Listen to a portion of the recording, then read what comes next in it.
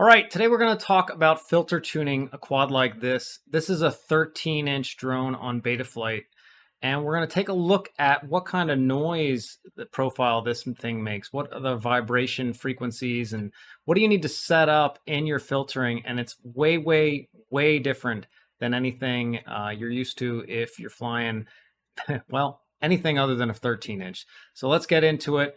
Let's talk about some of the frame resonances and harmonics and just general vibrations that you'll see on this that's in a range that you won't see on any other quad. So this is a quad I received for tuning services, and when I received it, this is the tune, the filter tune that was on it. So you can see here, pretty straightforward. We have the Betaflight sliders, and it was on Betaflight 4.3.2, but still has the same slider setup and things of that nature. And you can see here, again, the sliders were moved down to a 0.8, 0.85, so moving those down a little bit. Interesting, had some notch filters, static notch filters, set here at 94 and 85 and 75 and 76. We'll take a look at those in a little bit. So static notch filters. Did not have the RPM filter turned on, just the dynamic notch.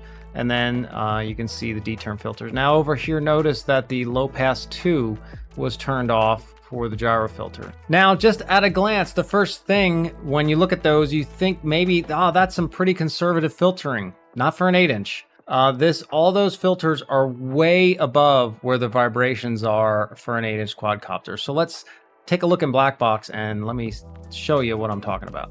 So this is a log file on the drone when it was received, and opening this up, you can see immediately, if you're used to looking in log files at least, and I'm on trace template 0 here, how the D-term, tons of high frequency noise coming through on the D-term, and that's after all that filtering. So you can look here just by doing 2 marked points, and you can see that's around 158 hertz.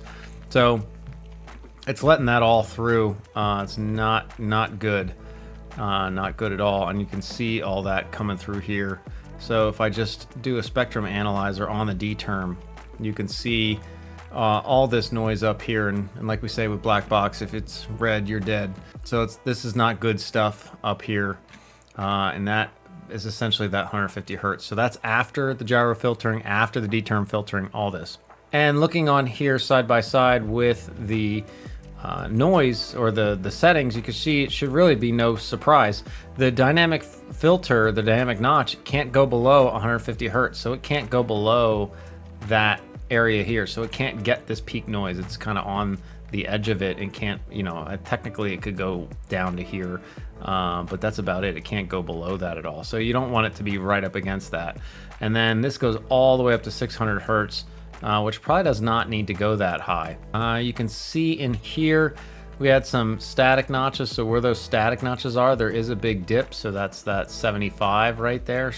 Move it over just slightly a bit, and you can see this 75 for center, so you can see it chewing the noise out there and chewing the noise at the 94. So they're doing their job here, but it's just taking this little bits, these little slivers here and here. As for the low pass filters, they're at 200 some odd hertz, starting 212, so they're way up here past all this noise down here. And the D-term though, that's down here at the 60s, 60 to 120 range. But yeah, it's just not enough filtering. The filter's just way too high.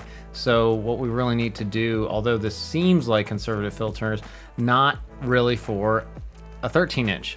So what we can do with this is you can kind of see that the noise really starts down at this 50 hertz range.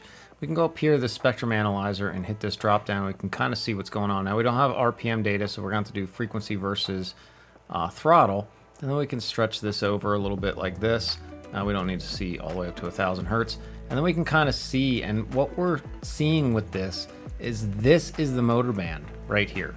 So this is the fundamental frequency. This is where the motors are, and you can see it's starting like 46 hertz and ramping up to like 60, 80 hertz. Now that's only at not like around 50% throttle.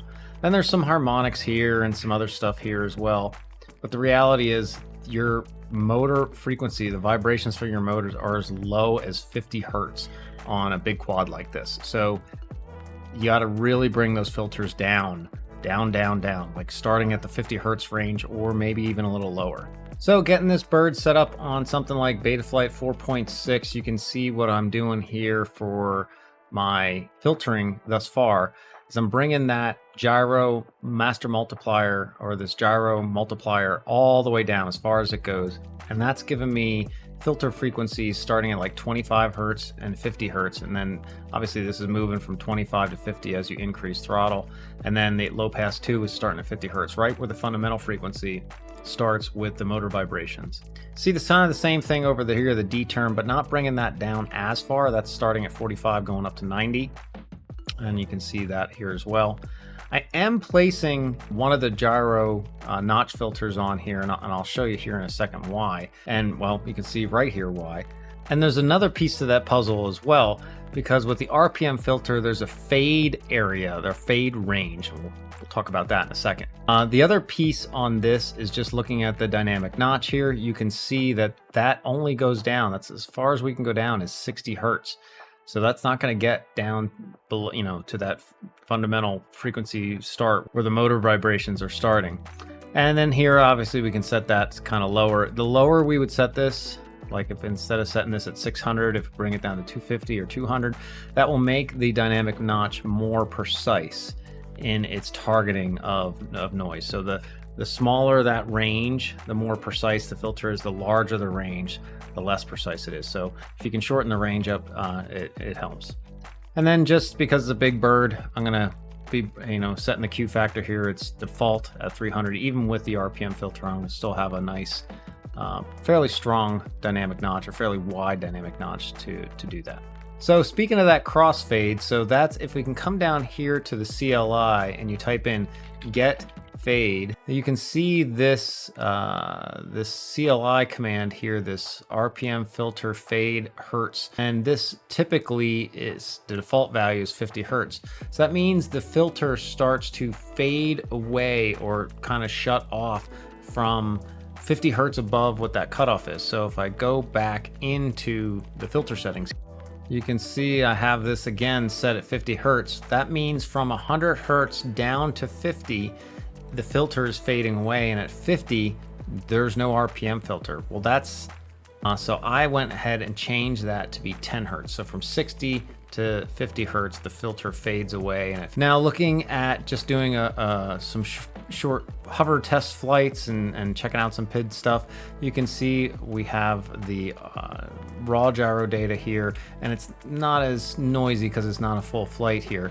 But you can see the same characteristics starting at the 48 to 50 hertz range is where our motor band is. And you can see what we got there.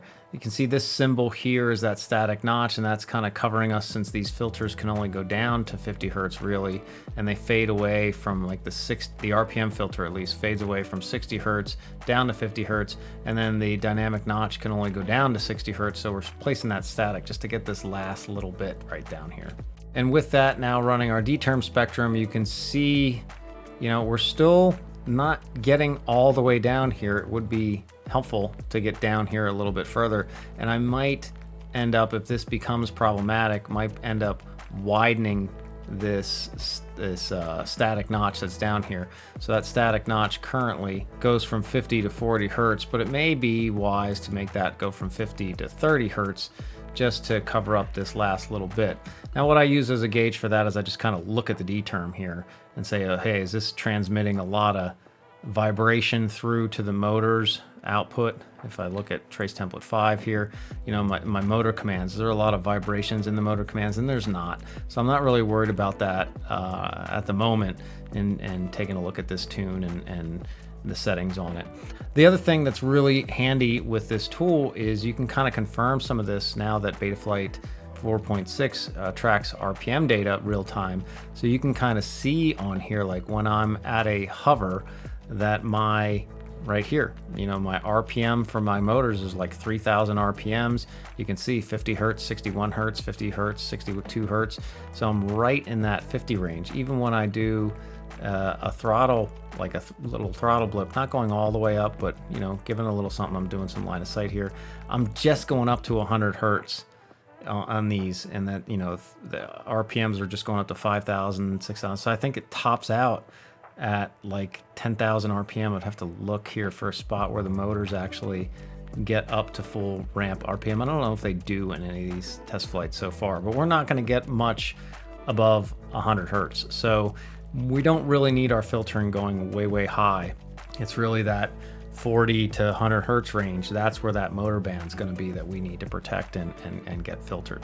They might be thinking with the filters that low, that it's a lot of delay. But when you really start to look at the amount of delay that your motors have for spinning up for your input commands, it's really, the amount of filter delay is really not the issue. And it is what it is. Your vibrations are that low. You've got to take your filters down that low. Again, these things move so kind of sluggish just because of the weight and the moment of inertia, that the little bit of filter delay is not going to be the end all be all for the craft. They don't have a tendency to show prop wash so much because they're not going to shimmy, so they're just going to kind of wobble. Like, I don't know, they can just kind of push through it to some extent. Especially with the octocopters, where it's 8 motors, they just don't really experience prop wash as much like a 5-inch. That's as noticeable. So for example, like looking here, at this point in time, the quad was commanding the motors to be 100%, but they didn't get there for like 125 milliseconds until they ramped up to, well, not even the full ramp of what it commanded. And then it started kind of ramping it down already. So there's a lot of delay in motors, and these are 4215 motors, so they're pretty big. And nevertheless, it's just something you have to deal with big quads like this. And the last tidbit I'll leave you with is something like this is what you're going to be looking for PID setup. Characteristics like your D gains are over double that of your P gains. Your feed forward is basically maxed out. Your I gains are reduced in maybe half or about equivalent, it looks like here so far, with the P gains. So I gains, P gains be the same numbers. D gains probably double that. And the D gains you're going to want to try to itch up if you have a good filter setup into like the 80s, maybe even higher. I'm not done tuning this yet. Other stuff you may need to do is your I-term relax. Take that down to like a 5 or less. Your anti-gravity, maybe take that to 12, 15, something a lot higher, depending on what you're throttle chopping, and is it, you know, wobbling around, or not wobbling so much, but is it offsetting because the center of gravity kind of changes on it based on where your thrust center of gravity is versus your just free fall center of gravity. If that changes a lot with being under power, then going to no power, things of that nature. But if you're interested in more on that, please make sure you're subscribed down below. I'm gonna make a follow-up video where we go through some of the steps and procedures on tuning something like this. That will be it for this one. First step on tuning anything like this is getting the filter set up. Hopefully this gives you a good starting position for that. I will plan on making a 13-inch preset to load in the Betaflight, but it probably will be a little bit of time, at least for now. Get this out there for information of people looking at tuning 13, 15-inch and bigger quads. You're really going to want those filters way down. And honestly, from the Betaflight team, we may want to make sure that we're allowing for that. You know, having the dynamic notch and RPM filters only going down to 50 or 60 hertz really is not low enough. They should go down to like, we should probably get them to go down to like 25 hertz. If you have any questions, don't hesitate to drop them down below. Thanks everybody. Hope this helps, and we'll see you on the next one.